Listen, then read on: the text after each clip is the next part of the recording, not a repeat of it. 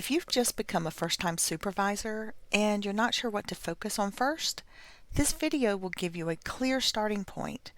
I'll share the key suggestions that help new supervisors earn trust, lead the day-to-day operations smoothly, and avoid the common early mistakes.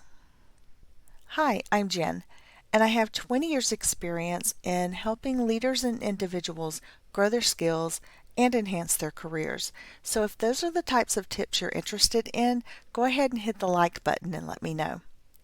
Now, without further ado, let's dive into our topic today. Are you stepping into your first supervisor role? First of all, congratulations. This is a big moment, but let's be real for a second. It can also feel overwhelming because suddenly it's not just about your performance anymore. Now you're responsible for other people, their work, their growth, and their motivation. And no one really gives you a perfect roadmap on how to do that. So in this video, I'm going to walk you through practical, real-world suggestions to help you succeed as a first-time supervisor without feeling like you have to have it all figured out. Your very first challenge is the transition. The biggest shift you're going to go through right now is you're no longer just a doer, you're a leader. And that means your success is now measured by your team's success. This can be one of the hardest parts, especially if you were promoted internally. You might now be managing people who used to be your peers, and that can feel awkward at first. But here's the key. You don't need to change who you are. You just need to be clear about your role. Let's talk about some common first-time mistakes and the traps that you need to avoid. Mistake number one is trying to prove yourself too quickly. You might feel pressure to show that you deserve to be the person in the role, especially if you and one of your peers were competing for the role and you beat them for it. That can add a lot of pressure, but don't try to overwork or overcontrol or overcorrect, which is a natural tendency for people to want to do. Leadership isn't about proving, it's about supporting. And as you continue to support your team, you're going to get into a groove and you're going to realize that they will start to respect you. So don't try to pressure yourself to prove that you are the right person for this position. Now, mistake number two is avoiding tough conversations. It's really tempting to stay nice and avoid conflict, but clarity is kindness, and your team needs direction. Plus, as a leader, there are going to be times when it is going to be your job to have those tough conversations. So if you need help on that, put it in the comments section and we'll make sure we get a video out for you. Now, mistake number three is doing everything yourself, and this is a natural tendency if you've never been a leader before. Just because you can do the work and do it well, and potentially do it faster than other members on your team, doesn't mean you should be the one doing it. Your job now as a leader is to help them grow so that they can be the people that do it the fastest and understand it the best. All right, so let's talk about tip number three for a first-time supervisor. You really need to focus on building trust first. Before you do anything else, focus on trust, because without trust, nothing else works. So start by getting to know your team. If these are individuals who are brand new to you, you need to understand them, understand who they are, what they like to do for work, and maybe even what they don't enjoy about their job. If these are previous peers of yours, then you need to get to know what they expect from leadership and get to know them on that level. But bottom line, make sure for all of your team members that you get to know not just what it is they do, but how they like to work, what motivates them, what challenges them, and what their goals are. So asking some simple questions like, what's the best way I can support you? Or what helps you do your best work? can really go a long way. When people feel understood, they perform better. Our fourth tip is to set clear expectations. One of the biggest frustrations for employees is when they have unclear expectations, when they don't know how their leaders are measuring what's a great job versus a poor job versus a fantastic job.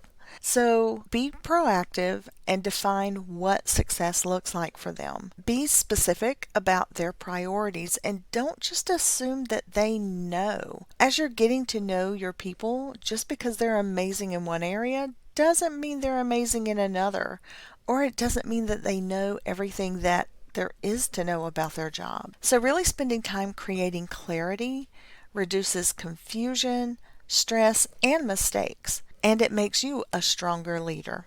Our fifth tip is to learn to communicate effectively. And if there's one skill that will define your long-term success, it's communication. Great communication starts with listening, not just hearing, but actually understanding.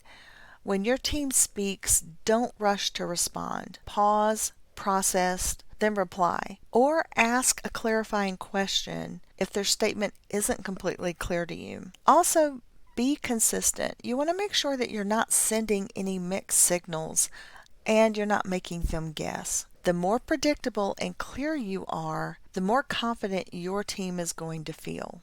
All right, for number 6, you want to give feedback early and often. Feedback should not be a once in a year thing. It should be something that happens continually throughout the year. And it doesn't have to be complicated. If something goes well, say it. Feedback is not just a negative thing. So people need to know when they're doing a good job as well as when they're not meeting expectations. Make sure that you're telling them all of the positive things. And when something needs improvement, address it early. I have a coworker who likes to say, bad news doesn't get better with age. And he's completely right. So make sure that you are addressing anything that needs improving.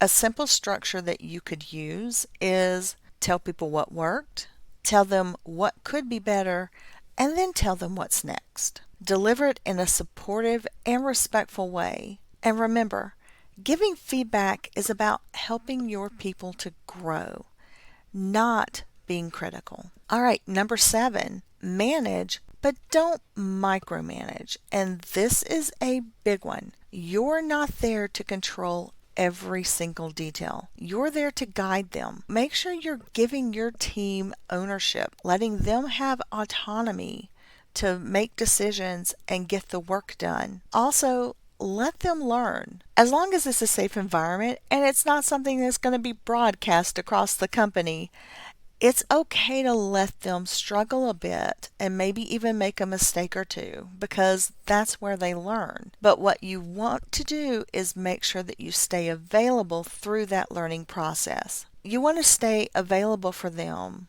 but not hover. You need to show that you trust your team to get the job done. Micromanaging them is going to undermine that message. But when you show them that you trust them to be able to do a great job, more times than not, they're going to rise to the occasion.